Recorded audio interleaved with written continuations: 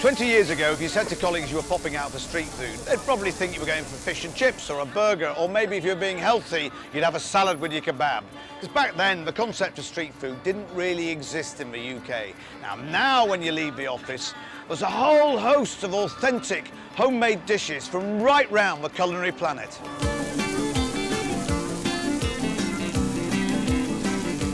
In Wandsworth, South London, two food entrepreneurs are on a mission to cut our carbon footprint while eating out. I'm a chef, I trained as a chef, and I saw that more and more junk food outlets and big corporate fast food chains were sort of dominating our city centres and our community spaces. Pascal and Olivier are the founders of Street Cube, an innovative, eco-friendly approach to sustainable street gastronomy in London. Our food system is in a bit of a mess. We've been relying on an industrial food system for many years, taking the cheapest ingredients and selling them at higher prices. Last year we spent £1.2 billion on street food alone, but over a quarter of global emissions emanate from the food industry. So it's high time that we looked into what we're eating and where it comes from. Street Cube pledges to source the majority of its food from within 100 miles of their stall's location. In nearby Clapham, Pascal visits one of his suppliers, Gerrard Nurseries, who grow fruit and vegetables to use in their kitchen. Something that we pride ourselves on is that we can grow from seed and show our members from seed to sale.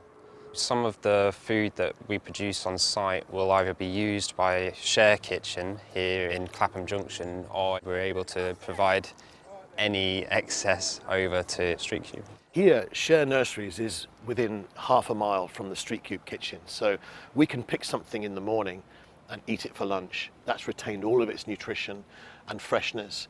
We've had zero waste, we've used no plastic. You can go quite deep, so look at the size of the pot. Share Nurseries produce local, seasonal vegetables, but also help benefit people from the surrounding community. It's so that we get a longer stem with more fruit. Here at Share, we provide a service for people with learning difficulties and mental health and physical disabilities as well. It gives them a day to be around nature, work with plants. Excellent, well done, Sean. Back at Street Cube, Annabelle and Rashid, who run the Hungry Bedouin, use this fresh produce to cook delicious tagines and wraps from their own Moroccan street food menu. I'm really passionate about food. My dad was a chef. We decided to bring the flavours that we tasted in Morocco to the streets of London. And what about the engagement with your customers? How interested have they been when they found out the story and the ethos behind your business? There's definitely a growing interest in it. And the great thing about working from this cube is that we have so much contact with people that are buying the food, and it leads to conversations about why organic is better for the health, better for the planet. But despite Annabelle and Rashid's best efforts, it's not possible to source all their ingredients from within 100 miles. Food is facing a multiplicity of problems. Dr. Pam Mason suggests we could do more to grow our own fruit and vegetables. The UK has long imported quite a lot of food, and we continue to import a lot of food to this day. In particular, a lot of vegetables, a lot of fruit. We're not self-sufficient in those foods at all. One of the prime aims of agriculture should be around public health, looking after people's health and looking after the health of the environment. For me, it's crazy that we're importing 70% of our food, and we've lost so many varieties of our own indigenous varieties, if you think of apples or strawberries. And Street Cube have made a big effort to reintroduce some of these lost varieties. How do they make it purple? The carrots were all these different colours originally, and it was it was the Dutch carrot trade and their national colour orange that ended up with mountains of orange ones. So it's just a purple variety. To reduce their carbon footprint further, Street Cube ensures all of its ingredients are organic. The food industry in the UK is less than 2% organic.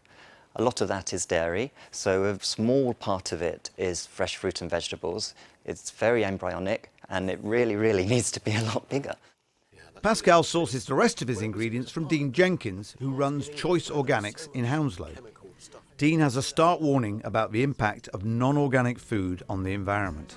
There are 3 reasons why the CO2 emissions in a non-organic agricultural system are higher than an organic one.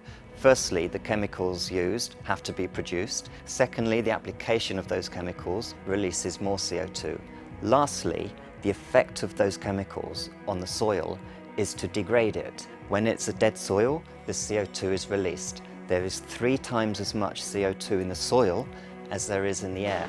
And this is why non-organic food is often much cheaper. It's not that organic food is necessarily more expensive, it's that non-organic food is artificially cheap. However, there is a cost to that. The cost is that you have to clean up the environment from the chemicals that we use to achieve that. But Street Cube's commitment to cutting carbon emissions doesn't just stop at the produce it sources and the food it dishes up. Its whole structure is designed to better serve the environment. Annabelle, tell me about your living wall. Yeah, so we've got a living wall on the side which has a variety of herbs in it. So it's got sage, basil, chives, and what the wall does is it sucks CO2 from the air, so it's good for the environment, but also it's a real focal point. And you've got a solar powered panel on the roof. That's another amazing thing, that we don't use any gas here. It's all, everything's cooked using electricity, some of which comes from the solar panel. And what's great about that is that, so not only are the ingredients sustainable, but the way that we prepare the food is a lot more sustainable than say, in a regular kitchen. Furthermore, Street Cube has found an encouraging partner in their landlord, Land Securities, who run Southside Shopping Centre and have a sustainability strategy of their own. Sustainability is really important to us, and it's really important to our retailers and our food outlets as well. All the food waste is separated out and it's sent off-site, where it goes through a really exciting process called anaerobic digestion. And what that means is that the food is turned into natural gas, which then powers our homes. And so this is all part of a wider sustainability strategy that we have at Landsec. Street Cube has the potential to solve many problems with our food system, but it can't work alone. Pascal and Olivier have approached local councils to help them, but tell me they've been slow to support new eco-friendly enterprises like theirs. They could be far more proactive. There's a growing mandate from the people to change things, and the councils are integrally involved in that. We want to work with councils in engaging the community with sustainable food, allowing the chef to have that conversation with people if they want to know, why is this sustainable, why is this better for me, what's the nutrition in this food, and the chef will be able to give them that information, which has been missing up until now. So contrary to what many people think, eating top quality food that's good for us and the planet doesn't have to be expensive or difficult to find. A Street Cube approved, by engaging with your local community, you can eat seasonal, sustainable, local produce all year round. So next time you have a choice between a plastic wrap sandwich or a conveyor belt curry, stop, look around, see what's out there. I mean, certainly food for thought. And tasty food at that.